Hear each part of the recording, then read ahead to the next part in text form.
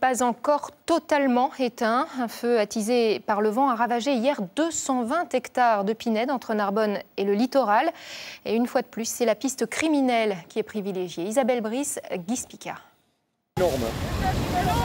Un front de feu énorme et des hommes qui ont parfois eu très chaud hier après-midi dans le massif de la Clappe. À plusieurs reprises, dans les pinèdes, les arbres se sont embrasés brusquement. Attisés par les rafales de vent, l'incendie a ravagé plus de 200 hectares.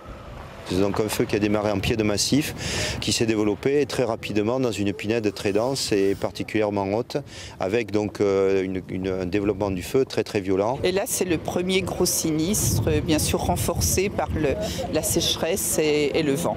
Une dizaine d'avions, dont 6 Canadair, sont venus épauler les quelques 250 hommes mobilisés sur le front.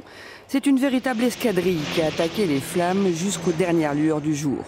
Ensuite, une longue partie de cache-cache avec le feu s'est jouée pendant la nuit et les militaires de la sécurité civile se sont déployés autour des maisons isolées. On va venir avec des groupes d'intervention et poser très certainement du retardant. Ici, 4 camions ont été postés autour de cette ancienne bergerie. Leur mission, créer une énorme bulle d'eau capable de détourner les flammes. En termes de prévention et d'anticipation, il est préférable, surtout quand il y a un point sensible à défendre, d'être positionné, quitte à ce que le feu n'atteigne pas l'habitation. C'est vraiment sécurisant, quoi. Ne vous inquiétez pas, on va arroser, votre maison ne risque rien, les arbres n'arrivent pas près. Alors voilà, moi ça m'a énormément fait beaucoup de bien parce que ma maison j'y tiens.